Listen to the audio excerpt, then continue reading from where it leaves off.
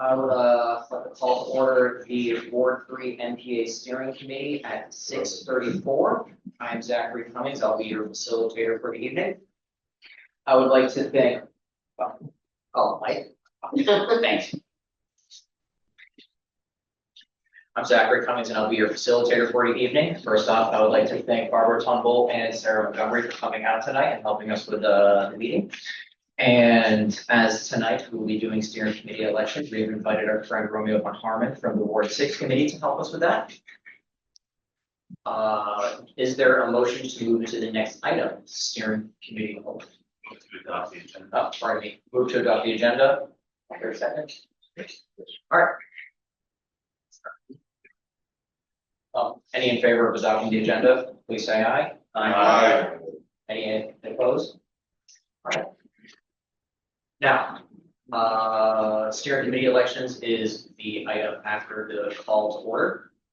And considering that Romeo von Harmon is going to be the facilitator for this. Thank you. This being my first, so it goes well. All right, so my name is Romeo von Herman. I am happy to officiate the elections for the Ward 3 Neighborhood Planning Assembly. Steering committee members to be elected, a candidate must win a majority, at least more than 50% of the voting from members who are present and are voting. Members must also arrive before the candidate's presentation to begin to be eligible to vote. And one can vote for a minimum of 3 to a maximum of 7, and one does not need to submit the full ballot. All right, that being said, I believe this is a open tally, what you told me? Yes. Okay. All right, so I think some of them have already been handed. Who wants to vote? All the people, yeah, we have a balance up for everyone. I think we have 19 residents here. Okay. So a majority are being 10 votes. I don't think everybody has them. Does everybody have the tally votes? Voting there? It's a good thing I got this extra clipboard. Ready.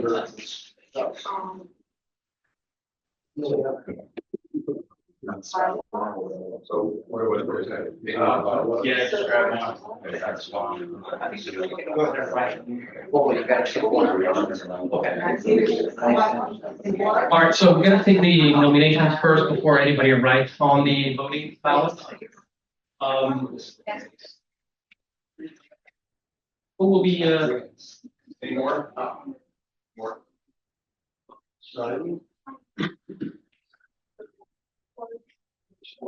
More people need ballots. so to be considered to be on the ballot, I think I might need the names of who's running first. Ready. Do nominations from the floor. Yeah, do we have nominations for the floor? Go ahead. Trudy Richmond, I would like to nominate Chris Belfer. Okay. Is there a second to that? Okay.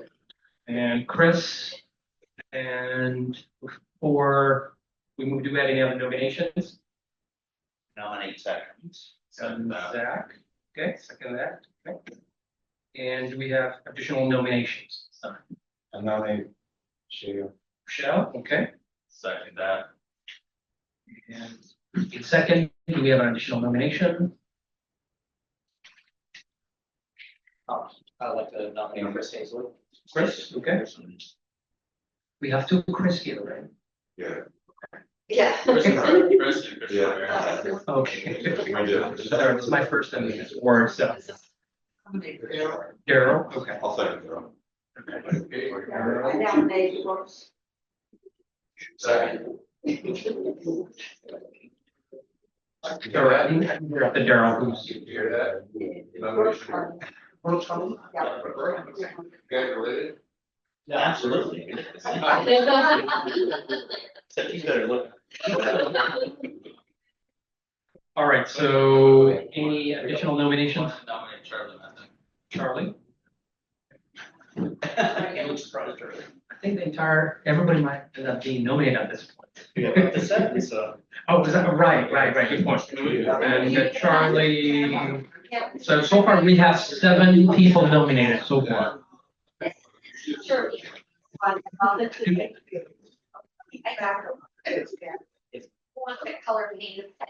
So far we have 7 people nominated. Do we have any additional nomination or the nominations will close? Anybody else? Maybe Sarah? No, I shouldn't say We gotta be more balanced.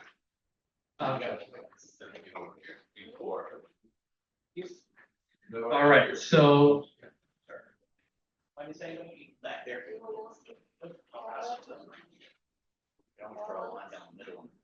all right, so far we have 7 nominations for the I'd like to nominate Balto. I'll second.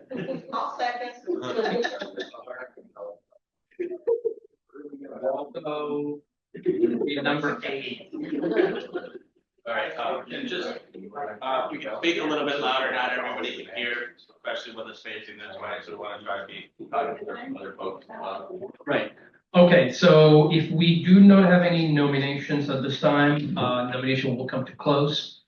And would like to begin with the nominees. You will have each a minute to share with us as to why you are running. And then we can go ahead with the vote process. Okay, we're gonna begin with Chris.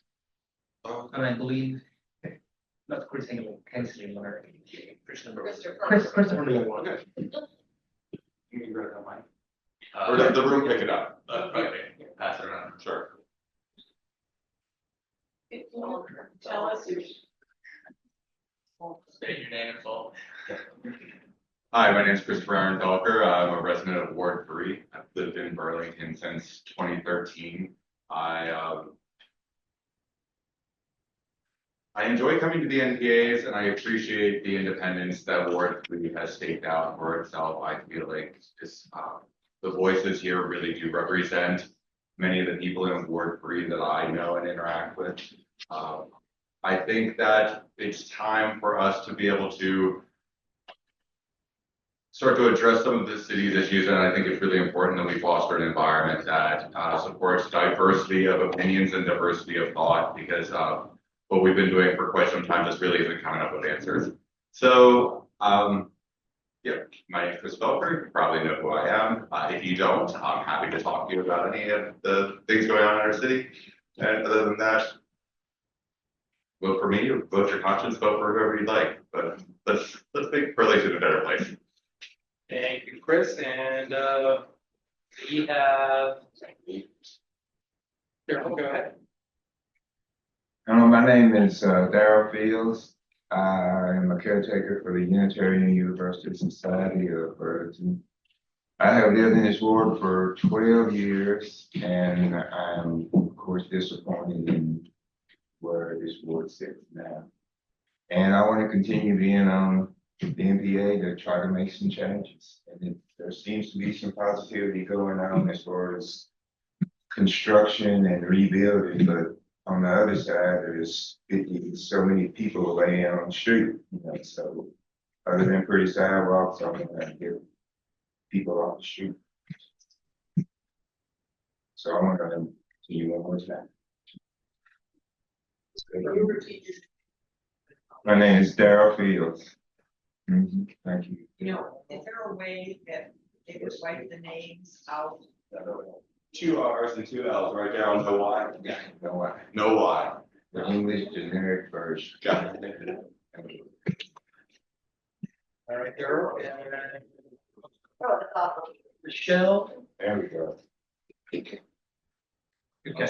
Michelle and Zach, if you're saying the same. Oh, Brooks Cummings, sorry, but out of order. No. Brooks Cummings, I'm a long-term, I was born and raised in Burlington, and moved back to Burlington, which was a great place in 2019.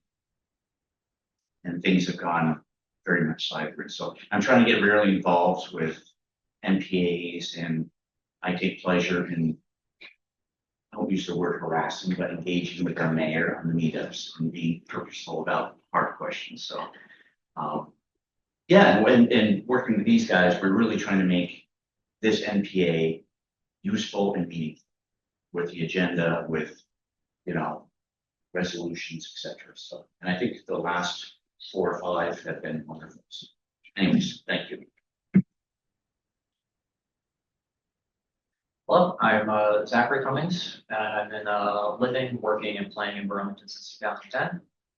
I am putting my name into the ring for the NPA steering committee because I want to be able to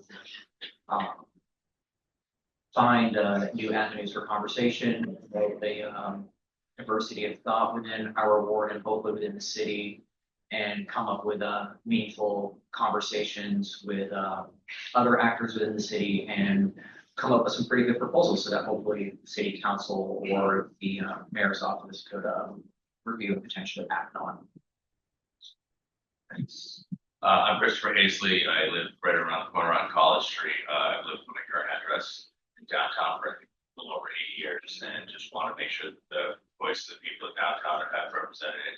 I think you just walk around downtown Burlington and see that we're struggling with a number of challenges. And I just want to give voice to the people who actually live here in downtown. I think sometimes when the city makes policy, they think of it as the central business district, but they forget that there's like 15 to 1,600 people who actually live here, with more on the way with the new developments that are coming on board. So just want to make sure that folks, downtown have a voice in the process and really try to bring in some, interesting, engaging speakers on topics that are important to the people who live here.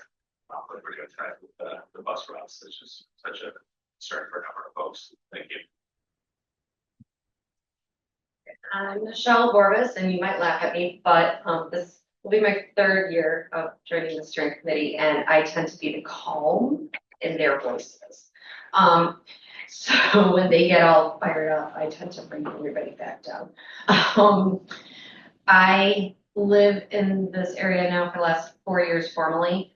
And I remember when we used to come up here when my son was 9 and how different it was. And my son was just like, I want to live in Burlington, and I want to be part of Burlington, and I want to go to UVM. And now it's like, he's like, I want to get as far out of town as possible and just drive myself to school. Because he's like, I don't really want to be in the middle of all of this. So it's changed dramatically. And it's definitely not as welcoming as it used to be. So just giving voice to Ward 3 members is definitely something that's important.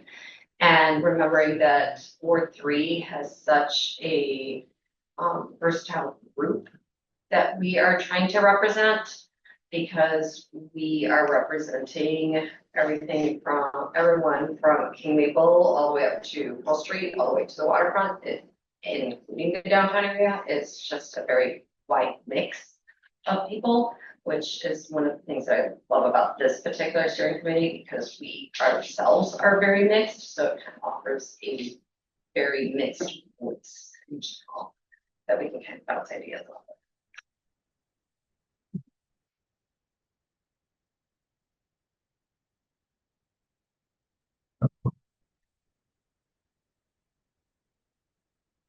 Fairly messing. It's a square BHA building 2 blocks from here. And I've been there since 2011 or something like that. And yes, I helped save some trees in City Hall Park when the mayor deemed it appropriate, the old mayor, Miro, deemed it appropriate to spend $12 million getting rid of a lot of trees and bringing a lot of nice concrete. And the aim was to rid the place of bums. People are just hanging around. He figured out fixing up the park will fix everything up. And he was wrong. So we did save some trees though. 12 out of 20 full grown ones. That's about it. Thank you.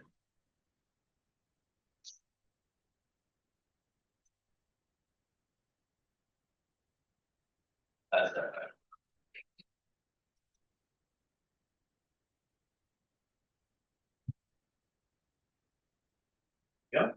Thank you. All right, I believe at this point, all the nominees have spoken. I believe we only have one nominee that hasn't spoken, and that's, what do you say, Wale? Walton. Walton hasn't spoken, and I think his dad, Chris, and Michelle can speak for Malta, and I think Malta thinks Everybody knows him. glad to be here. So, on that note, we're gonna go ahead and open, gonna have the ballot begin without any objection. If you're already taking time to fill the ballots, let me know. We'll give about under a minute. Hopefully, whoever hasn't completed. And if you already completed, I'm happy to take yours in advance. If you don't mind. That's. Take your time, but if you fill it out, you have to take it. Thank you.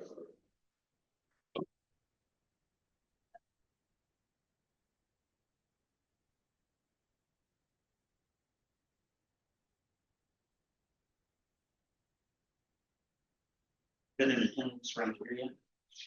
No. Starting to hear that. Good one.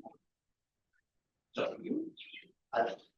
I'm not a member, so. Oh, well, that's. You know, you live in the No. ward, dude. You live in the ward. Great. You're here.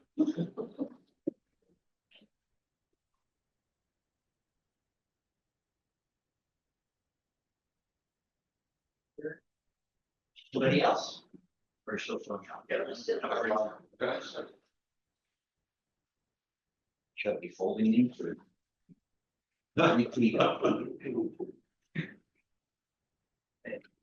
Yeah.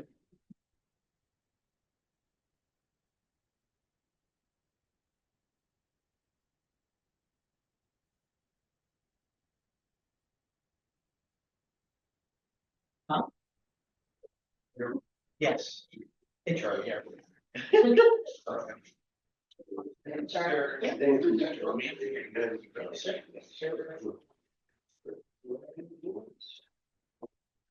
But it's officially without an E, but I don't think I personally see it.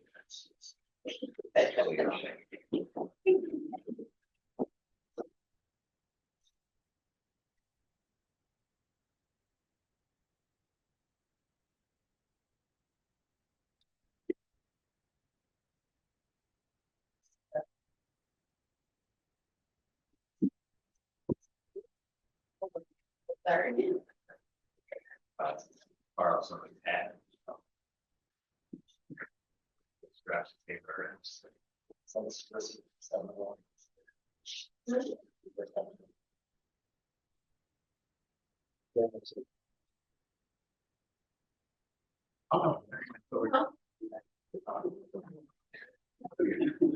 I do have my ones. Oh, I got it at school. Okay, and do we have anybody else who hasn't turned their ballot, aka voting document in? Okay.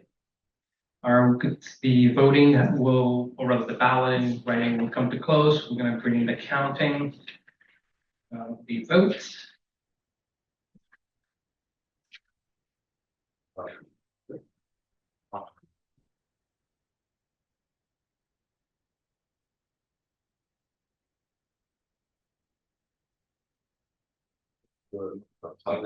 Use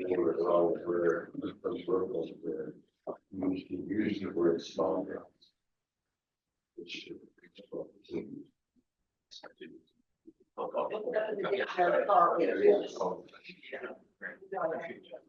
So we have yours. Yeah. Oh. Did you already submit this? Right. Excellent. I'm not a member. Okay.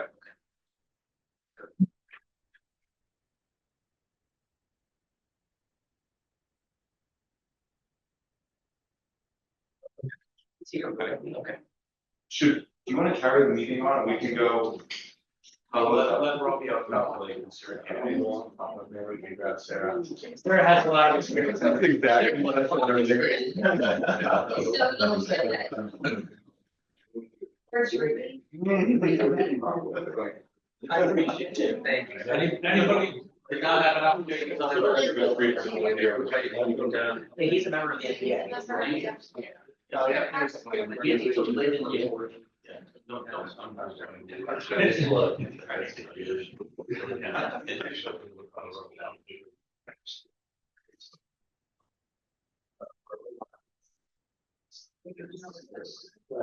We're in Jeopardy.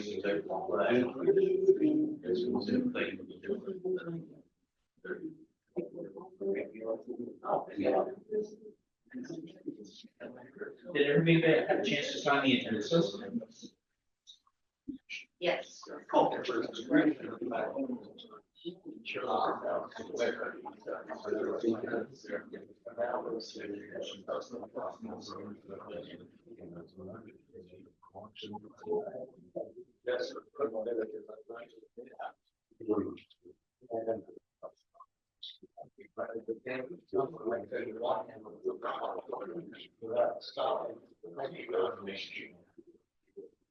We want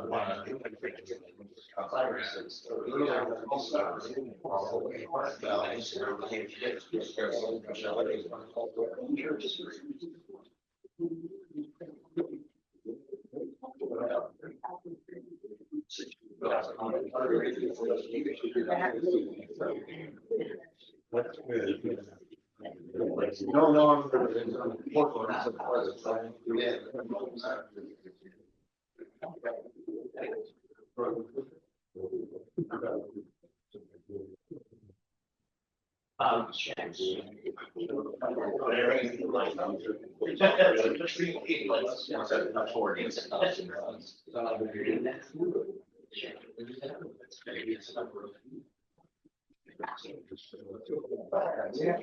Understand the economics of it.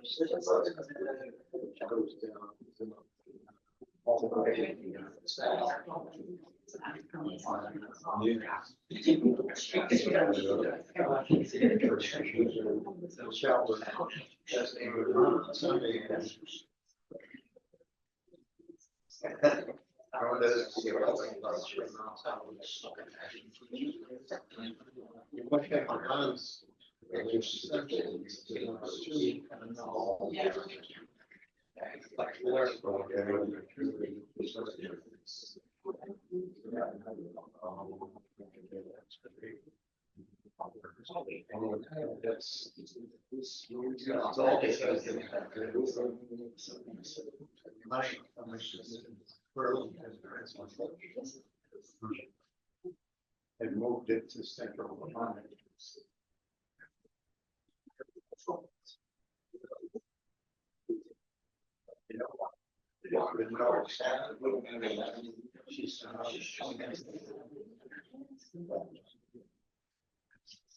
So they went to day of the wedding.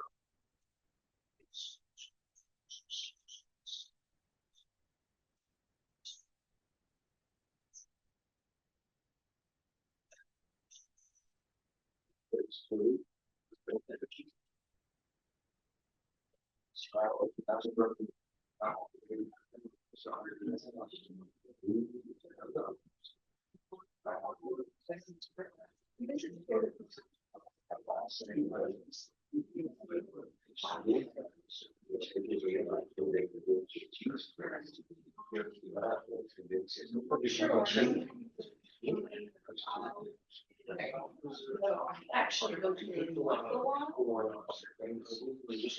just because my.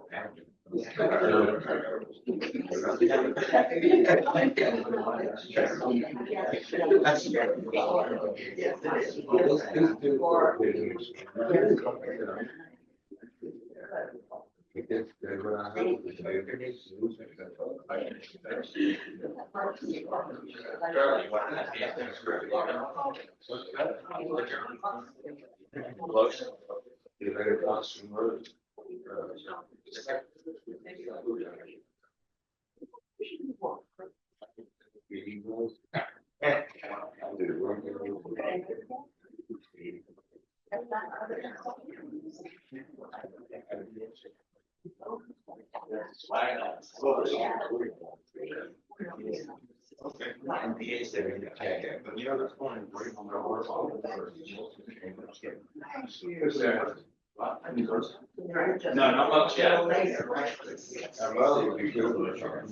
Yeah.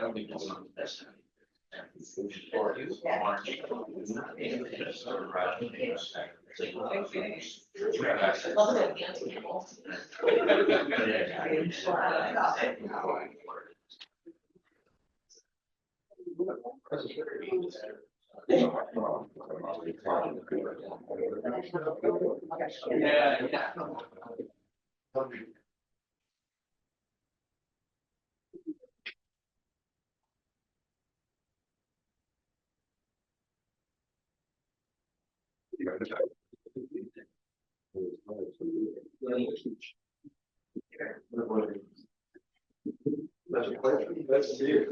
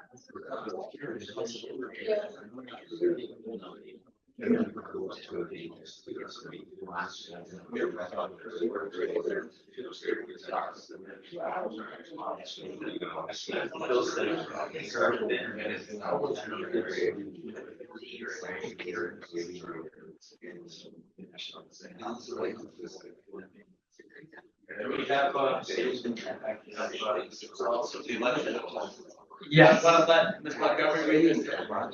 Yes, no.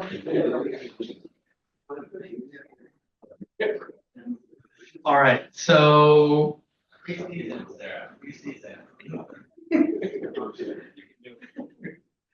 All right, folks, thank you for being patient. We've just completed the tabulation rather. So there have been 18 ballots cast. You just needed to win 10.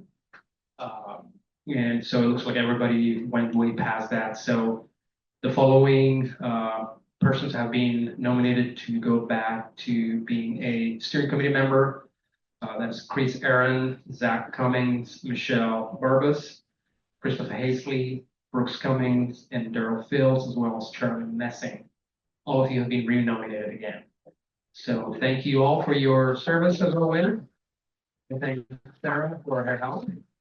And I'm going to hand it back over to Zach. So thank you very much.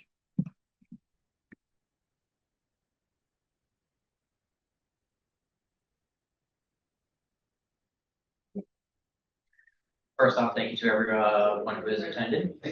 And thank you, Romeo and Sarah, for your assistance in this matter. At 7:08, let's move to the next item, which would be city council updates. We have Milo Grant of the Central District here to present for 10 minutes, and then we'll go into a 10-minute Q&A after.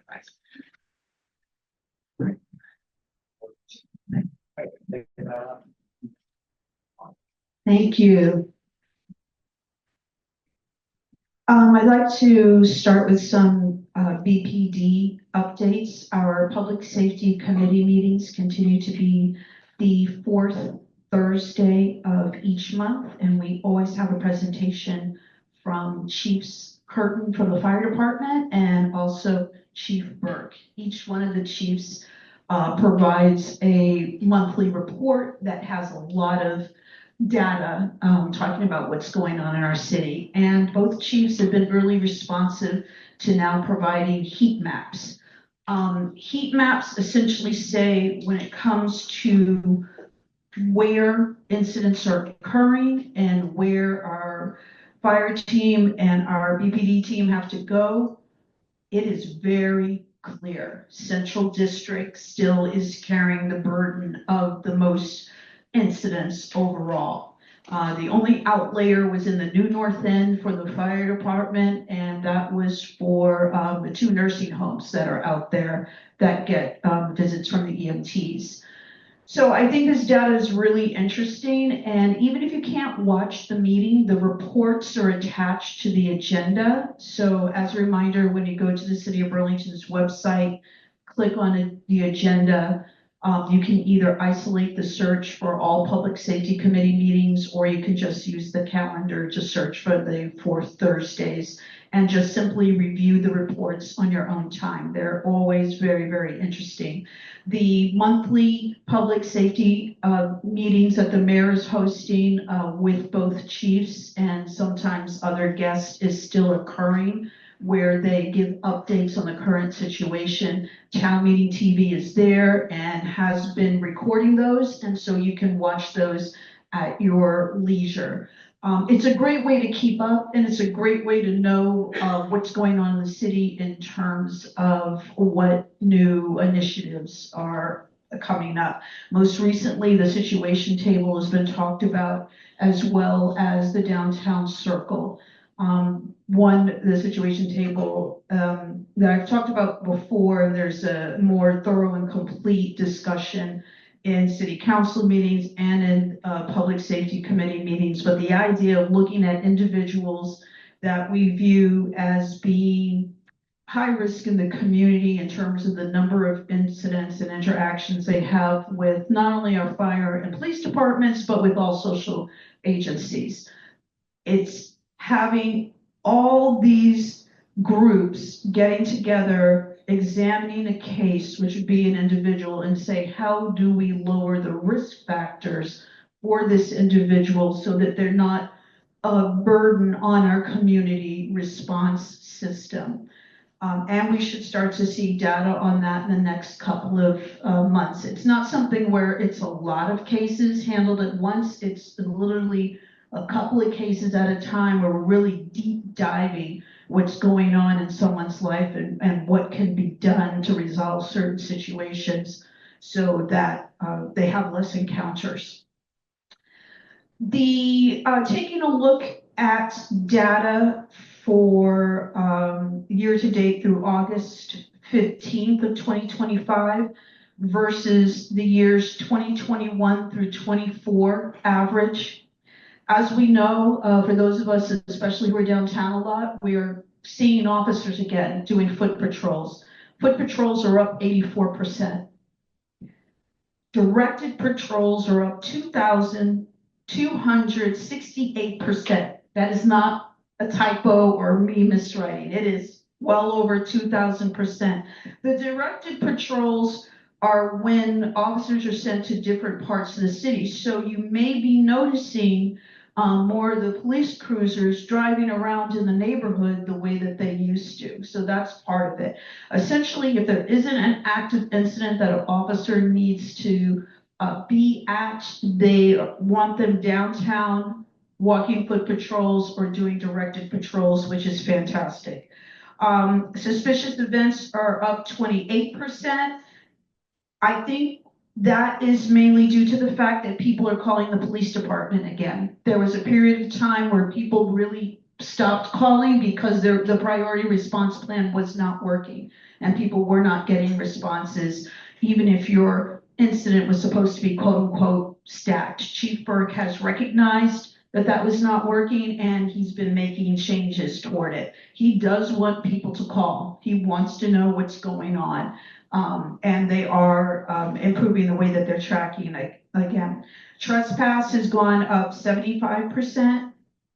I think that's really important because we need these trespass orders and we need the arrest on unlawful trespass because that's been a particularly bad issue for us in the Central District. Traffic. Well, traffic is nowhere near where we need it to be, but it's up 40%.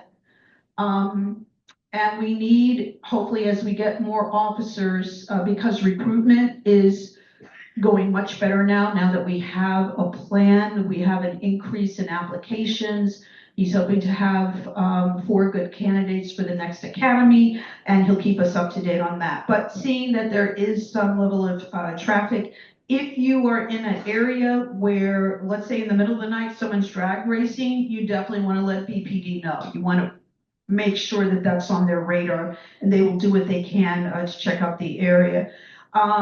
Arrests on in-state warrants have gone up 54%. Violations of conditions of release have gone up 42%. That is very good. That means if people have been arrested, what they've done, they can't be held or they can't have bail. If they're out there on conditions and they violate those conditions, they're supposed to be rearrested and have another case. And so seeing that increase is important. Retail theft up 24%. I think again is because people are reporting again, and people definitely need to continue to report. He is, he being Chief Burke, is going to be moving some incidents. He'll be announcing this when it takes effect, whereby dispatchers will be able to say for something that is like a welfare check, don't have to send a sworn officer for a welfare check. You could send a CSO, or you could send a CSL, the community service officers, or the community support liaisons. So that's keeping officers free. Mental health issues, I think, was another one. Overdoses was another one. So once you determine that there isn't a level of danger that doesn't require a sworn officer, making use of the other positions that we have to keep officers available. So I've been really enthusiastically supporting the chief in what he's been working on. I did not vote for the City Hall Park resolution for the following reasons. It was not actually collaborative. And I felt when we look at overall incidents for the time period in the park when it's supposed to be closed, there's 4% of incidents that occur in the city happen during that time in the park, and 5% of the rest. That means there's 95 and 96% happening in other areas. I don't want officers to be dictated to an area when there might be other things where they're needed.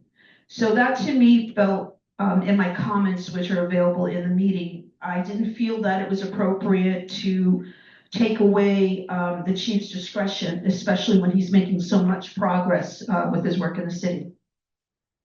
Okay. We had a introduction where the UVM President Trump came through. I'm always afraid to mispronounce her name.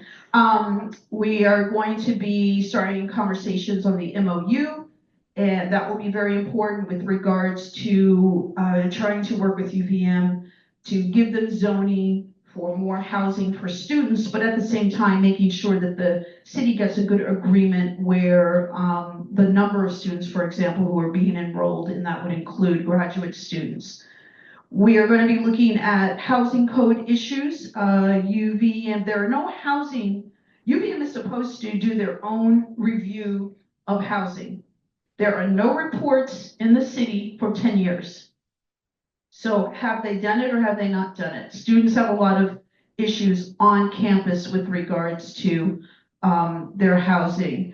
City Circle we talked about. We signed the contract for police officers. The contract for the fire department should be signed within the next couple of meetings. Butt crew. We have a needle crew. We're going to be looking into starting a butt crew and a garbage crew on the weekends. Butts as in cigarette butts, which are everywhere, and they are definitely not good for the environment, so stay tuned for that.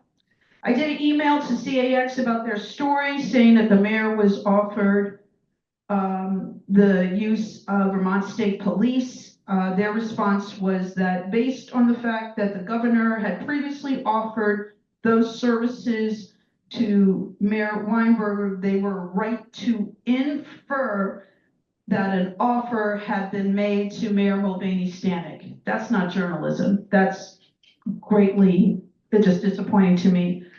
The Chief Burke also says that the VSP doesn't have the staffing, and so it's not something that he would want. He talked about that at the Ward 2 NPA. Definitely recommend that everyone check that out. And there is more, but I will leave it there just so we have time for questions. Thank you so much for listening.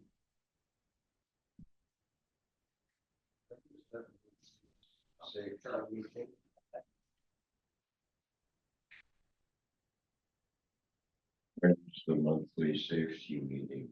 The police reports are the fourth Thursday of each month. The monthly safety meetings are another meeting, right? Yes, What day? they are a, Thank you. They vary. They're usually around the third week or fourth week. You can be on the email list for press releases, which will announce that, and those are the mayor's monthly public safety updates. And you can go on Town Meeting TV. They have a dedicated page for the mayor now, and you can bookmark that, and you'll be able to look at those press conferences at your leisure.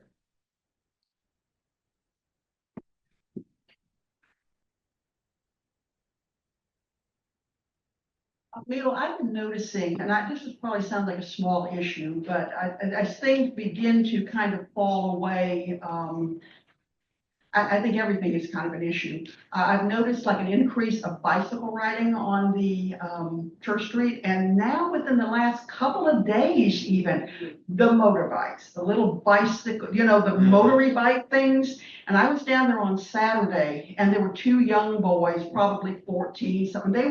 They were absolutely crowded as crazy, and they were just buzzing around down there.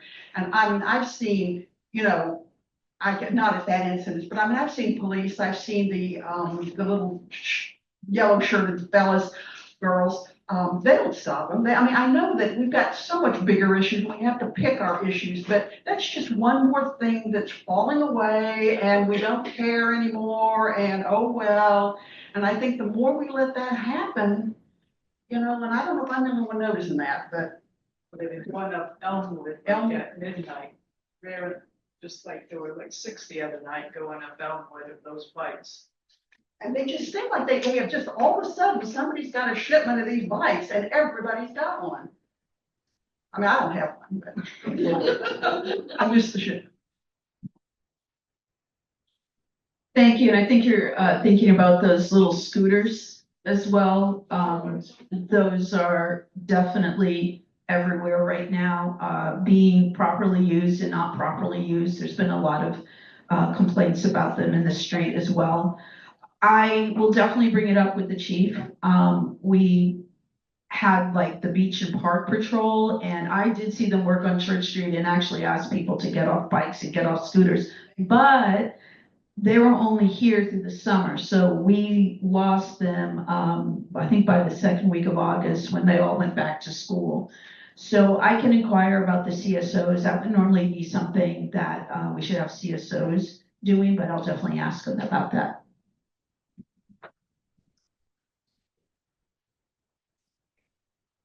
So whether it was collaborative or not, my neighbors and I have noticed a remarkable difference in City Hall Park.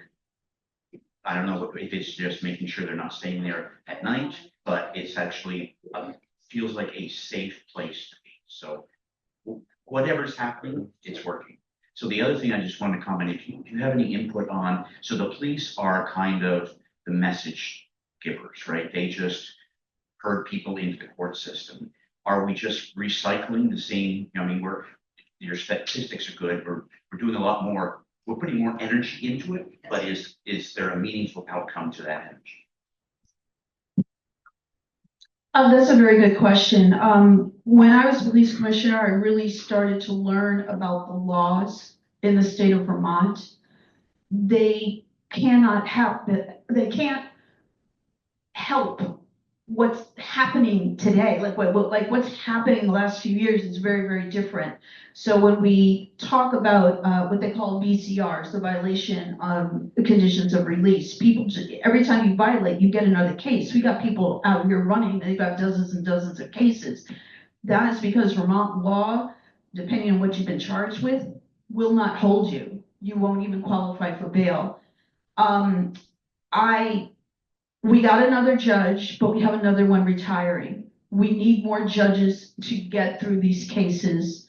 We need more, of these lower level cases going through accountability, even if it's restorative justice. I think that's why the downtown circle is a really great idea, because it's going to also involve the city attorney's office. So if people don't do restorative justice and have accountability, then we can go to filing a charge if necessary. That would be the last thing we want to do, but we're ready to do it if we have people that are repeatedly violating certain ordinances. I think we need to be in communications with our legislative representatives. I think we all need to be in communications with the governor.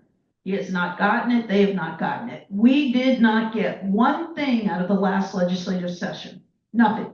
Previous session, we did get updates around stolen vehicles to put a little bit more teeth on operating a vehicle without the permission of the owner. We did get a little more teeth to retail theft, to say that if people were repetitive and it added up to a certain amount, as opposed to one incident, if it was, I think $900 was the cutoff, and people would know that and purposely steal right below that. So there were changes, but the last legislative session, we got nothing. We need the legislative body to work with the governor and the governor to work with the legislative body. He is hearing it from other towns. I think it was either 7 Days or VT Digger in the last couple of weeks had an article about the other towns that are struggling with their homeless population because people have been thrown out of the motel program. This is everywhere and people are upset. I think you said something about that somebody was tracking how much resources were going to certain people, in other words, repetitive. And how are they doing that if they're coming in contact with different groups of people? Who's putting all that data together? So each agency and the fire department, the police department have their particular software that tracks what their employees, who their employees are interacting with. So for example, BPD information goes into something called Valcor. Across the state, police departments use Valcor. Anytime there's an incident, there's an arrest, that information goes in with that particular person. Part of what's good about the situation table is that it's reduced the silos that occurred across all these organizations. And it's also dealing with some of the HIPAA issues. So trying to get HIPAA so that people, different organizations can talk with each other about an individual.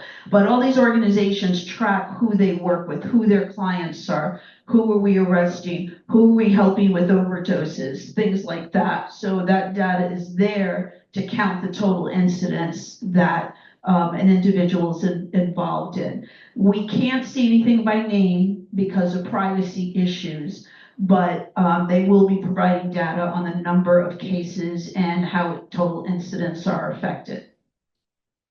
There was at the last, at the August Public Safety Committee meeting, we had a great data presentation from Lacey Smith, who is the Assistant Director to CAPE. So she manages the CARES team and the community service liaisons. And so she talked about a lot of data that track the different people that they worked with. And it was very, very interesting. So I definitely recommend watching that. All right, just a couple of quick observations. I want to point out that lived experience is a valid data point, and we've heard some conversations with folks on the council about the situation at the Marketplace Garage and how that may or may not have changed over time. And while I can't speak to the policies of the BPD, I did have an opportunity to speak to a representative from the Sheriff's Department, and what they had told me was that when the only time that they file an incident report is when they make a custodial arrest. So if they're just interacting with someone and just kind of moving them along, there's not going to be an incident report. And so obviously when the directive coming out of City Hall, particularly the mayor's office, is don't arrest people, just move them along. Of course, there's not going to be a lot of data to back that up. Secondly, I want to point out that blaming the governor for the problems is not effective public policy. And the last time I checked, it's the legislature, not the governor's office, that does appropriations and passes the policies here, and that we have 11 representatives from the city serving the legislature. I think that working with them to kind of move the policies along is good. Would be better than trying to, call the governor out for things that he really doesn't have a lot of control over, so. I'll take the last one first. The governor has more control than you're giving him. He is the veto king. We haven't had a governor do as many vetoes as he has. If you just look at the issue, the one thing that we could have had, which could have kept some individuals housed, he vetoed. So we ended up with nothing. Governor and the legislature have to figure out how to work together to pass legislation that's going to help Burlington and other towns in Vermont. And right now, over the last several years, they have not been working together. They come out, they pass. But if they don't have, and there were a couple of years where they had a veto-proof majority, but they don't have that now. But he's just vetoing. So he actually has a lot more power than you give him. I really disagree with the concept that Mayor Mulvaney Stanek is not saying to hold people accountable. I think she's looking for the right tool for the particular issues. And it's up to the sheriff's department if they feel that an incident has risen to the level where they have to make an arrest. Otherwise, part of what they were there were to keep people from congregating and to keep because right now we have, I think it's still 2 of the 3 stairwells are closed, and that's to be able to maintain cleanliness and keeping people being able to keep track of people, for lack of a better word. I have no problem with anecdotal information, and I think anecdotal information is fine and it's perfectly useful because it may bring to the attention an issue where you need to start to track quantitative when possible. But I think if you have anecdotal information, you have to say it's anecdotal. I don't think that we should be passing off anecdotal as quantitative if we don't have quantitative. I think that can be very misleading to the public. Well, thank you very much for your time, Councilor Grant. And next on the agenda, we have library news and events with Mary Danko, the director.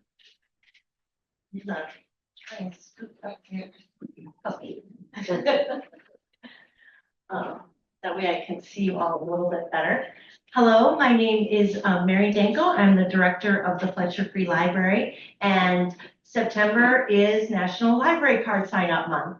So I am making my way to all the NPAs and letting you know about all the wonderful services the library has. And if you have a library card, thank you. And if you don't, I hope you get one. And if you do have one and you have friends and neighbors who don't have one, love for you to encourage them to get them. The library, I like to say, has really 2 worlds. We have our physical world, our building, which you know is downtown. And you can come in, you can check out the physical books there. We have meeting rooms that are available. We do tons of programming there. And then we also have our online library. And with your library card, you have access to all kinds of digital content. So there is ebooks you can get, audio books that you can get. These are all different platforms, but your library card gets you in. We have librarians that can help you if you need to get into those. Consumer Reports is available to you. The New York Times is available to you. We have a whole database of back issues of magazines and newspapers.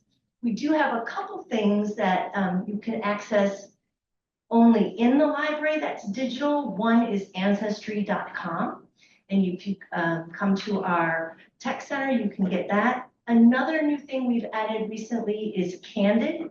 If any of you work in nonprofits or organizations where you're trying to look for grants, Candid is a foundation directory, and you can look up and find all the different grant funders in the United States. You can see what they funded in the past, how they match up with maybe what your needs are. The other thing I'll mention is we are now a part of the home card system. So home card is libraries that opt in that say that your card would be valid at their libraries. Not every Vermont library is a part of the home card system, but many of the libraries in Chittenden County are a part of that. You do have to come to the library and we have to do some verification and put a little sticker on your back of your library card, but then you could go to places like Colchester and use their library and get materials from them. If I had an hour, I don't know if I could tell you all the wonderful things that we do. We have an amazing staff. We have wonderful programming. A couple programs I'll highlight that are coming up is we're going to have some book discussions and some panel discussions on the book Abundance by Derek Thompson and Ezra Klein. And then we've got another one, Autocracy Inc. by Ann Applebaum. Those books are available at the library right now. And I am planning on doing a talk in October on libraries and intellectual freedom and freedom of speech. So look forward to that too. And I'd be happy to take any questions.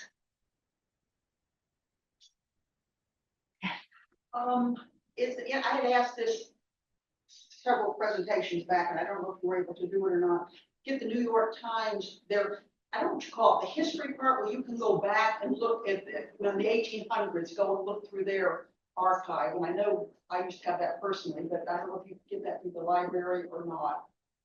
I would have to double check. I think you can get it through our Gale database subscription, so I can double check on that for you too. Yeah, I'm pretty sure that we have that.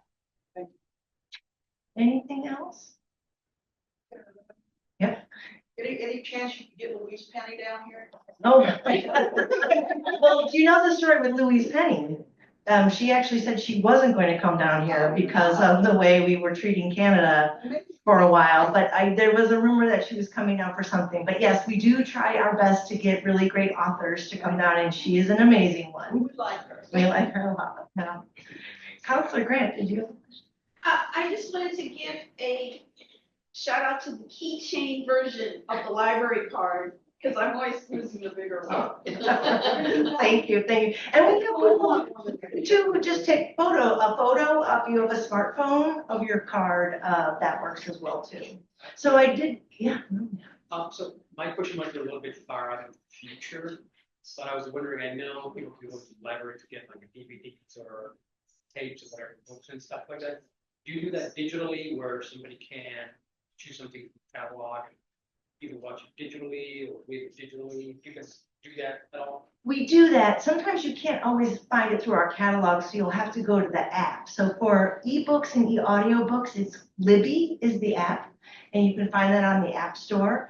For movies and films, we have Canopy. So again, you can get that through the app, or you can, if you have a smart TV, you can get it through that way. I know I'm forgetting. We have Biblio Plus too, which is also books. And we also have another one that is ebooks and the audiobooks, Blackstone. Sorry, I blanked on that. So we have many different ones. If you go to our website, fletcherfree.org, and you go to digital resources, you will find all the digital resources there. But again, we know this is a lot, so our librarians are here to help you. Give us a call, stop in, bring your device. We are happy to get you set up. I just want to make sure that you could use the same credentials. Yes, it's always the same library barcode number. 14 digits, it's kind of long, but it works. Anything else? I just love the library and everybody's been wonderful there. Oh, thank you. I will pass that along. I think we have the most amazing staff in the state of Vermont. I have wonderful colleagues, but I think we have a great staff. Are you guys selling apparel? And you guys have beanies and hats and stuff like that? You guys still sell? Yes, yes. So we have the Friends of the Fletcher Free Library, which is a nonprofit, our 501c3, and they do fundraising for us, and they have really cool swag like hats, beanies, mugs, pens, and of course the obligatory bag to carry your library books in.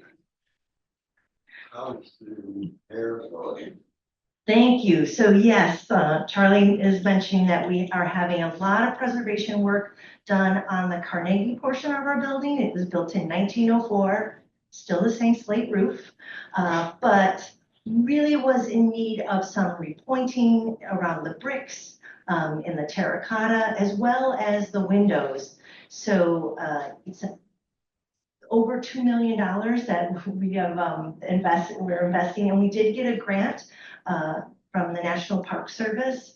It will take us into the middle of December. The windows, if you can see they're boarded up. They've been totally removed and they've had to get shipped to a place in New Hampshire to get refurbished, and they will come back. I would say it's been a real learning experience for us as the staff, the care and thoughtfulness that is taken into every bit of this preservation work on this historic building, looking at the mortar colors, the mortar profiles, making sure that everything is done so that it lasts for another 120 years or so. Thank you. So I have some really cool stickers that have Champ reading a book and say Fletcher Free Library on them. I will leave some of those on the table, as well as some brochures and a few of the forms that you need to fill out if you need a library card. So if you have a card, but you can think of somebody else who could use one, please grab a form. Thank you so much for letting me come tonight. Really appreciate it.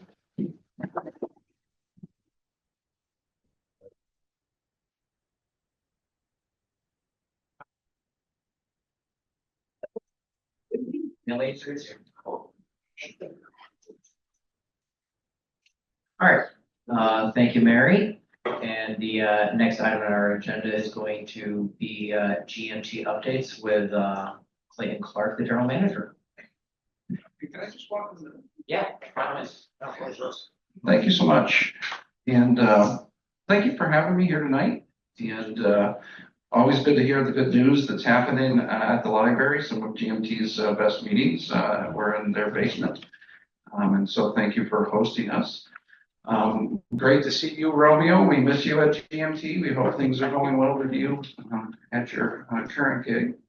And so I'm going to talk to you a little bit about GMT. And one of the things that I'm going to come to is making sure that I hear from you about how our recent changes to our routes may have impacted you. And so, but before we do that, I want to give you a little bit of background. And I'm going to do my best to spend the time talking with you instead of talking at you. So the simple background, my name is Clayton Clark. Been the general manager for just over, for about 2.5 years.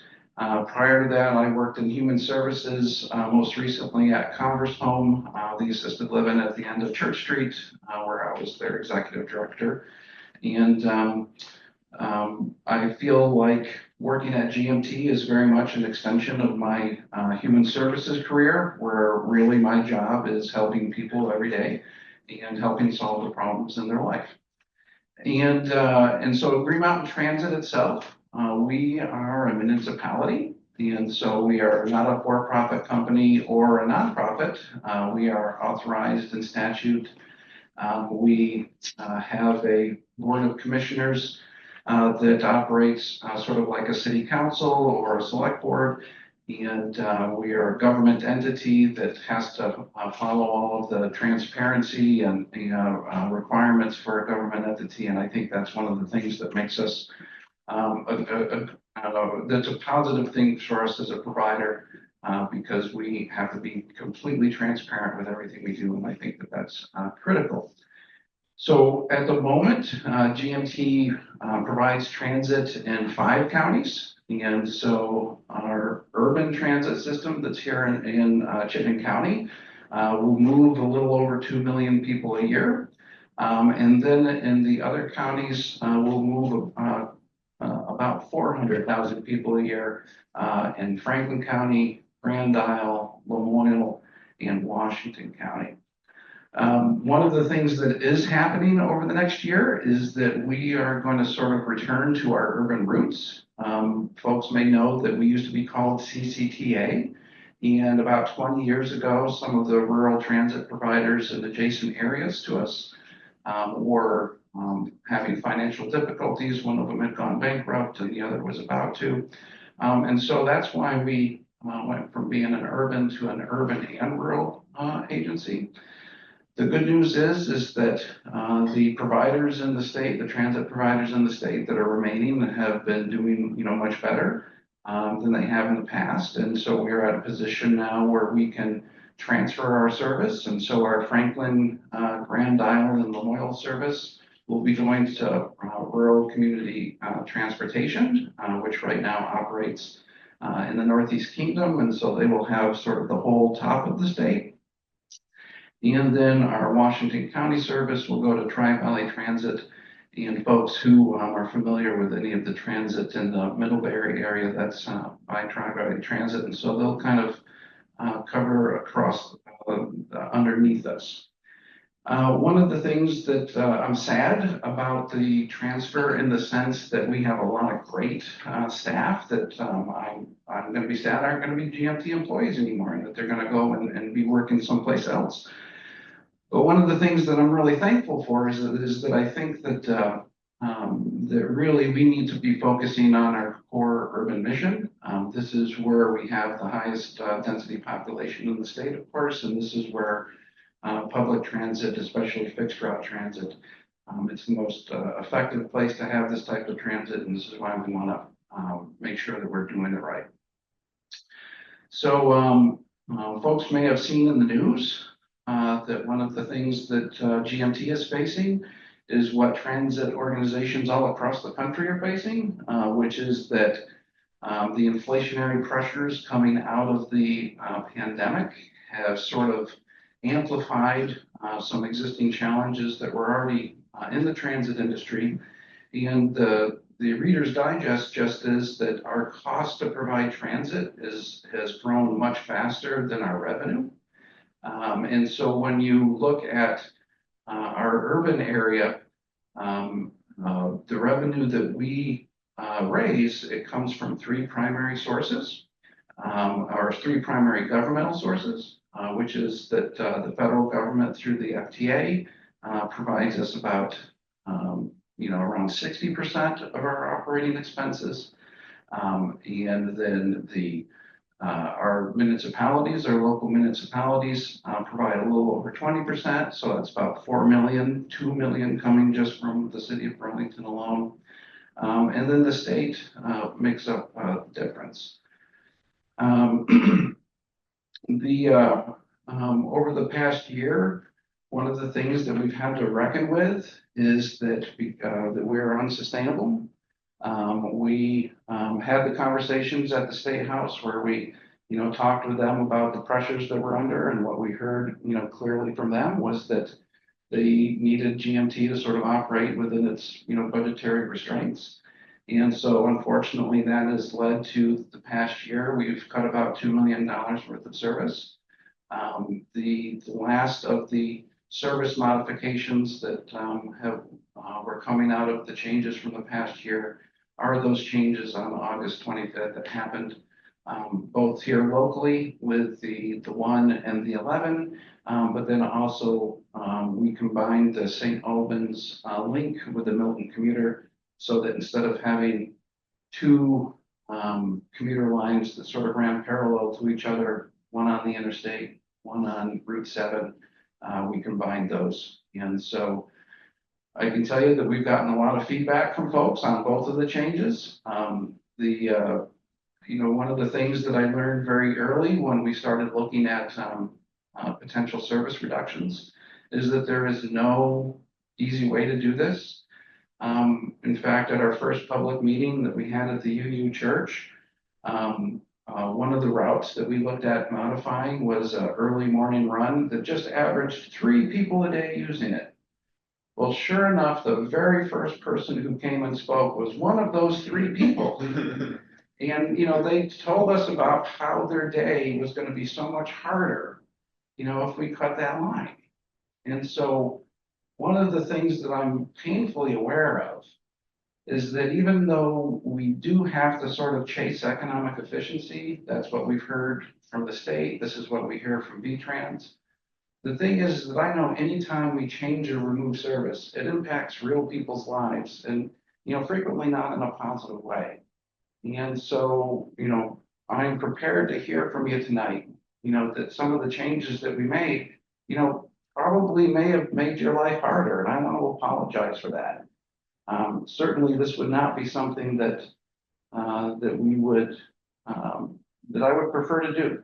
I was hoping that we would be able to look at transit in all the ways that helps the state and the cities around us, our goals when it comes to reducing congestion, when it comes to helping with housing by getting people, to connected areas where the housing is cheaper, with the climate improvements that come with using mass transit. Like, these are all the things that we want to work towards. And so it really hurts us when we, have to contract.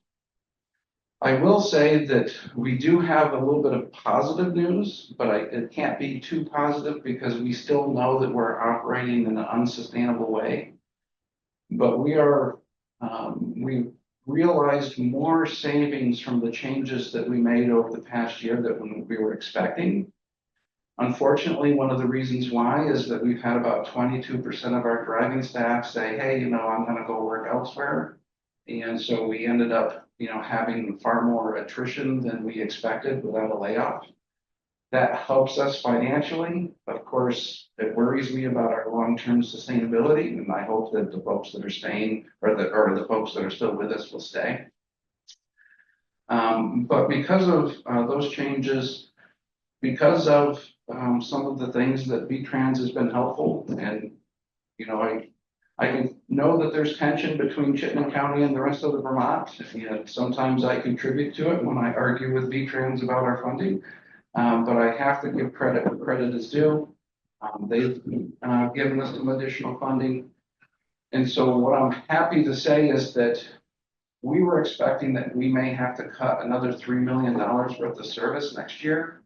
It appears that we're going to be able to pause service cuts, which I'm deeply grateful for. We do know that in the following year, we're still going to have about a $3 million gap.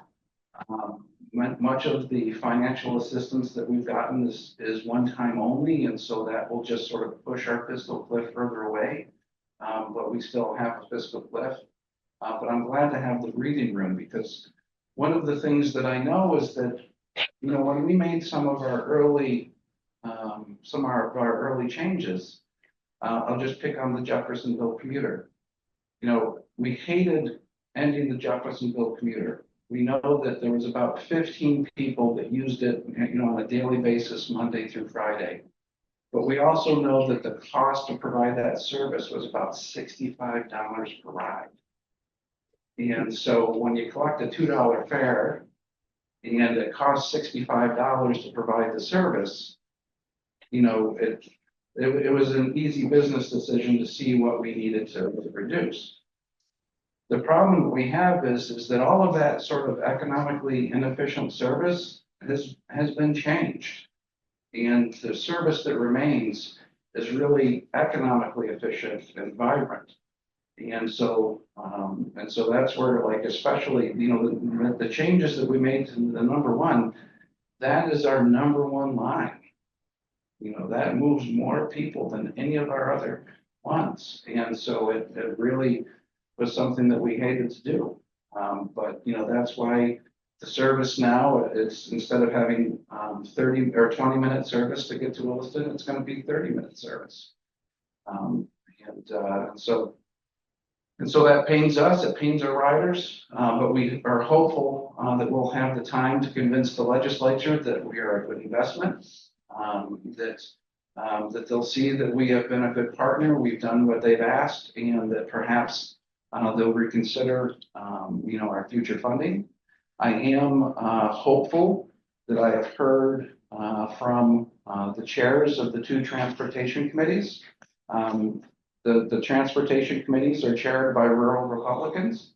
And so, not to get political, but I don't think it takes a lot of imagination to think that, rural Republicans may not have a high priority for urban, public transit.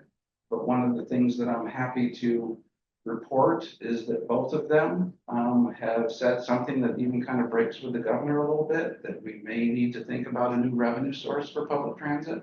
So I am hopeful that they are considering ways to keep us full moving forward. But I've talked way too long, and I want to engage in dialogue, because I really want to hear how have the changes to the 11 affected you, because it's no longer fare free. It's running a different route. And so, yes.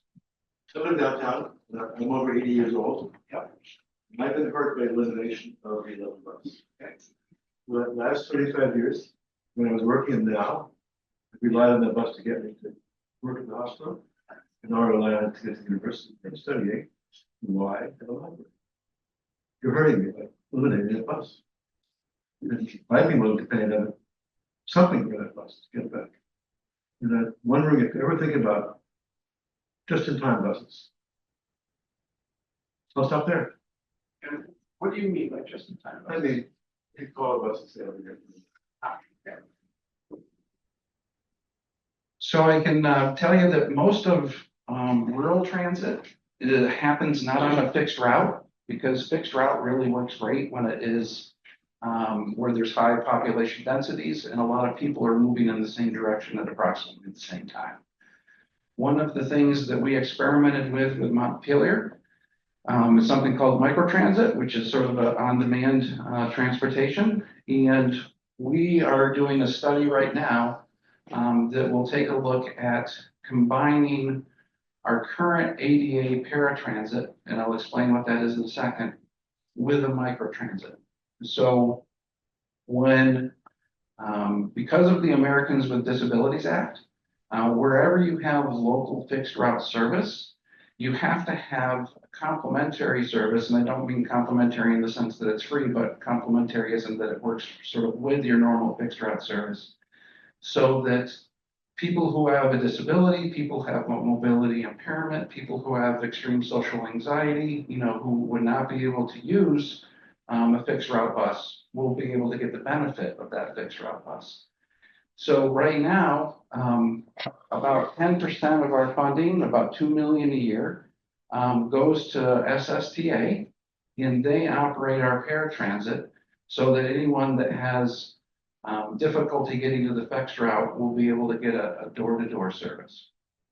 And so one of the things that we are looking at is that, well, if SSTA is already deploying all these vehicles, they're already scheduling rides for folks, to use these vehicles, what would happen if we made this a microtransit combination with the ADA service?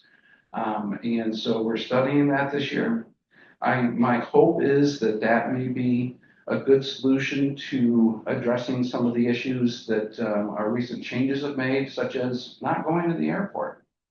One of the problems with the airport service is that it just only moved a handful of people. And if we're judged on the cost per rider, and something is only moving a handful of people, it's really hard for us to continue that fixed route service. And so it's not going to be fast because government doesn't move fast, but we are studying it this year. My hope is that when we put out, because we are also as a government contractor, or not government contractor, but as a recipient of federal funds, we can't just say, hey, SSTA, you're going to be our paratransit, provider forever. We have to actually put that out to bid. And so when we put that out to bid the next time, I think that we'll have a microtransit service. What I would say is that for folks who are finding that the change with the 11 is impacting them, that contact us because that paratransit service is there. And so one of the things that we've heard a lot of feedback on is that, okay, well, the College Street shuttle, is no longer the College Street shuttle. It's been moved over to Main Street. But probably a bigger change is that not that it was moved one block over, but that it doesn't go into the hospital. And so what I would say is that if there is anybody that is finding difficulty with that change, you go through the process with us to get you approved for SSTA, and then you can have door-to-door service that we will pay for. There is a fare. The fare is $4 per ride, but that's when you do get the, hey, I need to go to the hospital such and such date at this time, and they'll come pick you up at that time, and they'll pick you up at the hospital and bring you back. And so I would recommend using that service. And I'm sorry, We spent a lot of time at the Transportation, Energy and Utilities Committee, the TOOC, talking with them about the long history of the College Street Shuttle, how it's traditionally been the workforce or workhorse of our sort of routes, that it's traditionally been fare-free. And, you know, in collaboration with them, we just sort of came to the conclusion that this was, you know, sort of necessary. And even though I don't think anybody liked it, and so I know I certainly don't. Did you consider some fares for people who could pay? So the question was, did we consider fares for people who could pay? And so essentially what we decided to do is that because we had a fare service throughout the rest of our areas of $2 for the full price fare and $1 for a discounted fare for people who are over a certain age, under a certain age, or have a disability. There was actually an equity concern that, you know, that the College Street was, you know, one that people didn't have to pay for. And there was a sense that, you know, just because of the luck of where some people lived, they got free transit. And because of the luck of where other people lived, they had to pay for their transit. And so the providing a fare is part of the changes with 11. And so it's a $2 for riders who pay full price and $1 for. But it doesn't go on College Street. It goes up Main Street, correct? Which is a 10-minute walk through snow and ice for elders and people hauling their children, Absolutely. bags and groceries, Yes. etc. Yeah. Or trying to go to the hospital. Yeah, and that's absolutely why I would highly recommend that if anybody has a mobility impairment that would make that difficult to use the SSTA, because then they can get that right at the time they want. It's easier for them to move groceries. But it's also not good for tourists and tourism. That's true, but I can tell you that we don't get a lot of tourists using public transit here. And so, you know, I mean, we could, but it's just, that's not who is using our service right now. Okay. And over here first. So could you explain the change in Route 11? So the change for Route 11. And so previously it would start at the transit center, then it would come down Battery and go up College Street. It would then go into when it would get to the top of College Street, it would snake around and go straight into the hospital.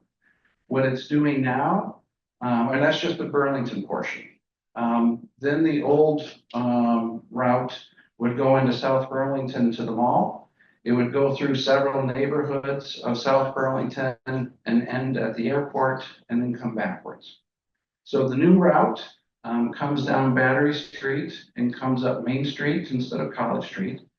And then it just follows Main Street all the way to South Burlington. And so that's where folks are getting off at University Heights instead of right at the front door.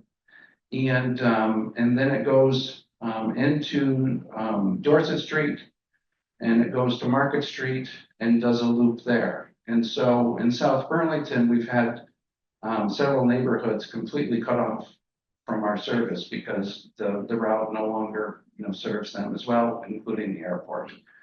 So what kind of hike is it from that place you said we get off and then they hike to the hospital? How far a hike are we talking about? So we're talking about a 10-minute walk, which, you know, depending on who you are, of course, 10 minutes is very different. I think it's slightly under a quarter mile.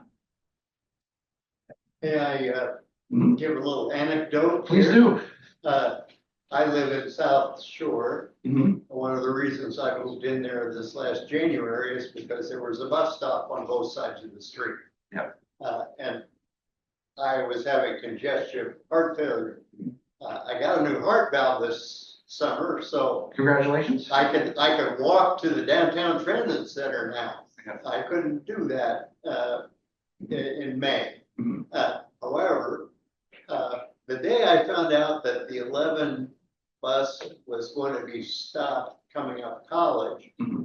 I was going down to see some friends in Barry, so I had to take them up Hillier Link. And when I got down to the Montpelier Transit Center, there were all these signs about this new bus route that they had established that was gonna go from the Montpelier Transit Center to the UVM Medical Center in Berlin. And so basically, you know, this was new service, which they said was restored from years ago. And I understood the problem for Montpelier citizens of having to go all the way to Barry and then get the bus up to the medical center. That had to be a pain in the neck. But obviously, there's been some money taken out of Chittenden County and moved to central Vermont. So one comment of the lady earlier was that Burlington got nothing from the legislature this year. No, they got less than nothing. Because our transportation has been impacted and the education bill reduced the amount of money available for the public school system in Burlington. So, I lived in Chicago for a lot of years, and the people downstate always hated the fact that Chicago would get any money for anything. Yes. From the state. Yes. And I see the same thing going on here. It says a big bad Burlington is soaking up all our dollars. Yeah. Well, my daughter told me, because she's in the legislature, that the city of Burlington contributes more to the state than they get back. Absolutely. So Chittenden County is a tax exporter all the way across the board. It's sometimes hard for me to stomach hearing a rural legislator telling me to live within my means when the only reason why I have a funding problem is because I'm paying their bills. What I can tell you is that you made some very astute conclusions based on your observations, but some of them are wrong. And so let me explain. So one of the things that makes GMT so complicated is that the federal government funds urban transit, like what we have here, completely separate from rural transit. So I, in fact, sort of manage two separate transit agencies that are not allowed to mix funds. And so the Washington County service is paid from a completely separate funding source and pots of money. What happened with the addition of the Montpelier Hospital Hill that we returned is that we were the first to operate microtransit in the state and with the MyRide pilot. And we found out that we made a big mistake when we set it up. The big mistake is that it didn't make sense to use that MyRide service to connect people from Montpelier to the hospital. So the reason why we were able to return the Montpelier Hospital Hill was because we shrunk the MyRide zone to just Montpelier. And because it was more cost effective to restore the fixed route. And so that change actually provided a savings for us. And we also received a lot of feedback from folks who felt that the MyRide service didn't offer them the sense of freedom that fixed route does. And this is where I'll say, like, I acknowledge when I said earlier, hey, use SSTA service. But I know that one of the downsides of that is that you have to predict your life. You have to figure out, this is how long I'm going to take at the hospital and to schedule your ride back. This is how long I'm going to take at shopping. And so what we heard from a lot of folks is that, hey, I make these trips to the hospital. I end up missing my return appointment, which means I'm stuck there for a long time. But when the bus is a fixed route, hey, if I miss the 4 o'clock route, the 5 o'clock will be there for me. And so that was a change that saved money. I think will actually improve service. But I think that what I would start off with back what you just said, the perception that you have that certain folks in the state are valued more than others is one that I certainly feel when I'm at the State House frequently. And I have a question about the funding, but first I wanted to know that, if you do need to get to the hospital, you can get on the Essex bus and it drops you off right at the Yes. hospital. thank you. But about the funding, I was curious how much, so you get funding from 3 sources. One is the state. So how much of the funding does the state make up? And the reason I ask is because a person was throwing around the idea that if Burlington would petition the state for their share of the funding, and then Burlington added money, then we could have free bus service. Because there's other cities this size that have free bus service. So I was just wondering, is that still a possibility? Well, I can tell you that I don't suspect that fare-free service is going to be in our future for a variety of reasons. One of the reasons is that we've heard very clearly from our labor force that conditions on the bus have improved for safety since we've returned to fares.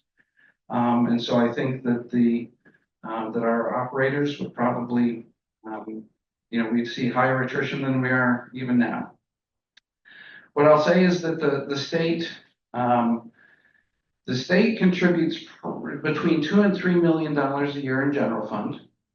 But where they have the biggest impact is that they control certain federal monies that they can send to transit instead of to highways, highway repairs.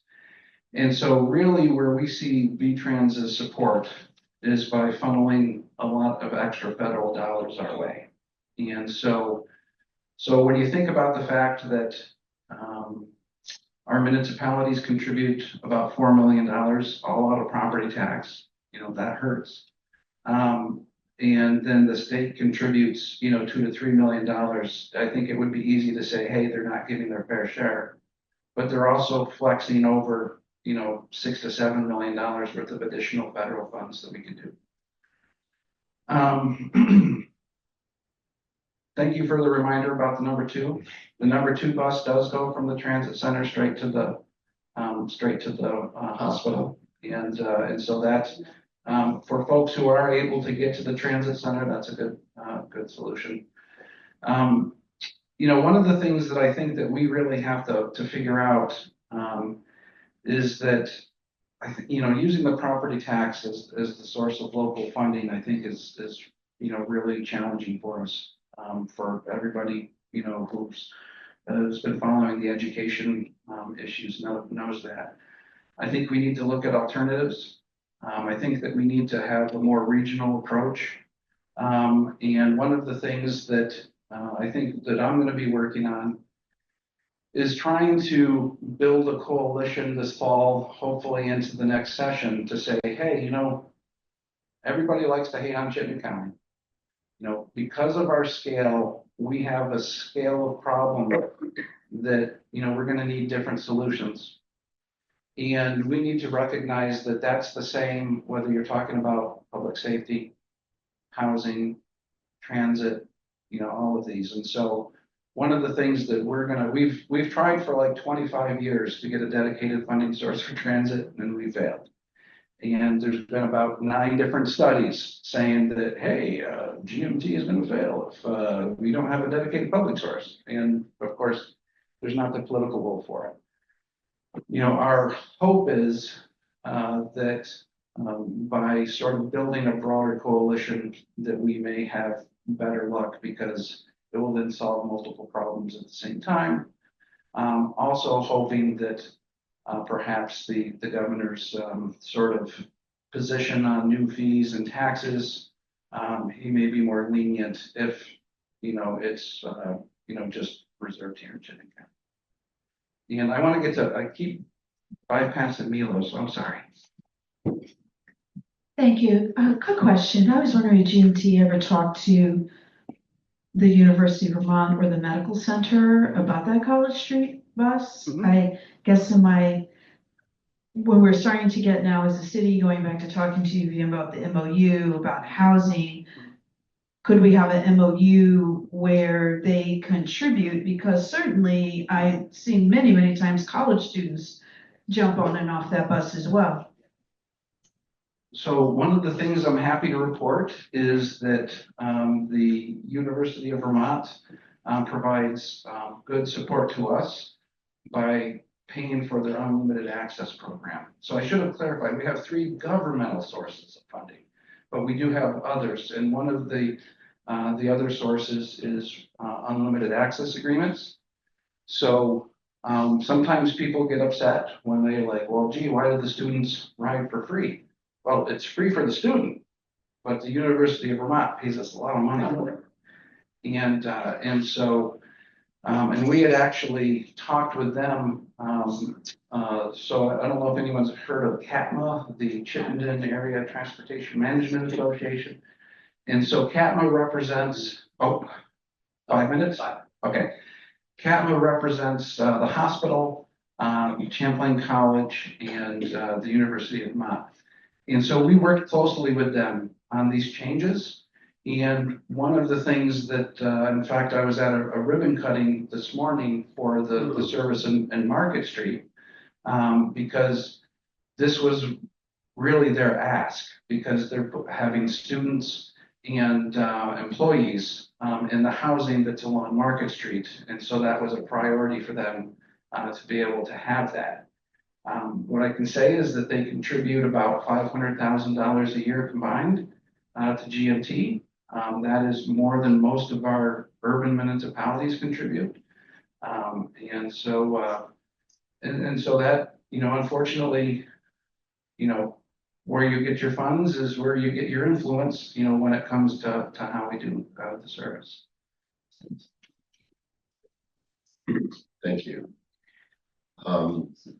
The College Street bus from the waterfront, even if it costs money, you go from the waterfront where, as you say, it starts at the transit center, goes to the waterfront, goes up College Street to the hospital, past Church Street to the hospital, and then out to the airport, down Dorset Street, past access to Tilley Drive, where half of the hospital will be located soon. And I have been to Tilley Drive on the combination setup, where you go to the mall, and then you get the Tilley Drive bus, and then you transfer, and there's 4 or 5 of them each way for all day. I had a half-hour appointment, which took 5 hours. So I don't approve of doing that. The SSTA is kind of drowning at the moment. So for us to add a bunch of things to them, a bunch of people to them, is going to make it difficult, and probably they need more buses and any number of changes. But I believe that key to the city and to helping people depend on the buses is the College Street shuttle to the hospital and the airport and back. I do not think the city will work without that. Though, now that there's something happening in South Burlington, I can understand why resources have been rerouted to South Burlington, and it'll be interesting to see how much that thrives, because there was no need for that. It wasn't there before. So, yeah, anything we can do, even with money. I mean, I believe in benefit concerts. I'm an entertainer. And if I'd be happy to do them, get it for free, get people to show up, give all the money to the bus company, it's fine with me. But I do think we should work on people. I think it's essential. Thank you. Thank you very much for the feedback. Since you brought up concerts, one of the things that we're going to be working on is figuring out other revenue sources. And so we've been working with the city or the town of Shelburne and also looking at Shelburne Farms because we would like to provide a service for concerts there that hopefully would be able to allow us to generate revenue from that, which would then allow us to, put into the other service. So how do people in this room use SSDA or have? It's a for those of you that have mobility problems and stuff, it's a wonderful service. The return trip may be a little slow, but they're prompt, they're pleasant, it's a godsend. The other thing I want to say is how many people pay property tax directly? Have you guys been thrilled with your property tax increases over the last 3 to 4 years? It's been unbelievable. For those of us that didn't raise our hand, trust me, it's in your rent. So coming from somebody that was in the private industry, working for companies that were losing money, hard decisions need to be made.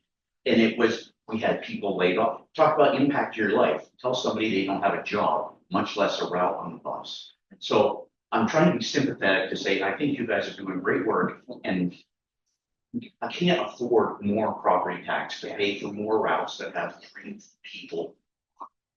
So I'm sorry for Sales tax. I think that I'm getting the hug. You are, but thank you very much for your time. I guess.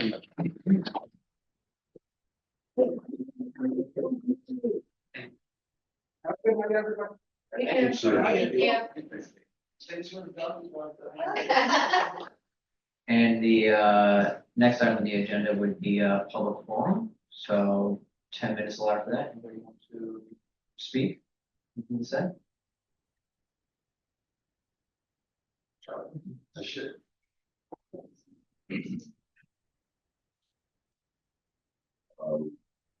Let's see, the mayor spent $12 million on park, City Hall Park, because he wanted to discourage the riffraff from hanging around. He wouldn't clean the shades on the lamp posts. It looked like an alley there. And people were saying, I don't feel safe in there. And I said, you should have more lighting and clean the lighting you have. You need lighting. That's what you need. And he just looked at me because he wanted to make money off the redoing of the park. So they spent $12 million on that. The toilet, that's the oval outside toilet. It's called Portland Blue. That's $130,000. I tried to discourage them and they really wanted it and now we have it. So the park was made with a diagonal line, a diagonal path, 12 feet wide, going straight from the back of Re-Ross on College, straight to the TD Bank at the corner of St. Paul and Main. And I said, you're using a traffic pattern that doesn't exist. People don't go down there, and they don't come up from there.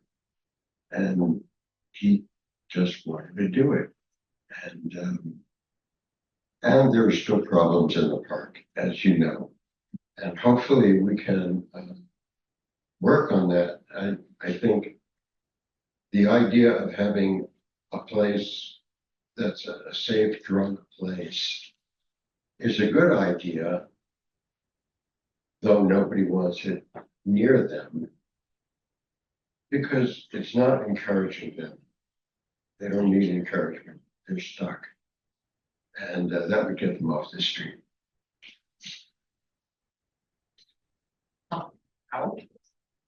There are a few things that I'd like us to consider in the future.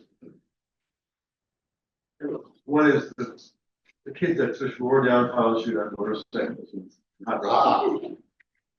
That seems like a reasonable thing for this group to do. It'd be helpful to have speed bumps, for example. It'd be helpful to have someone stop those people from speeding, from making noise in the road, I'm sure all you do. So I want to add that to a list of things to think about. That is the quality of life.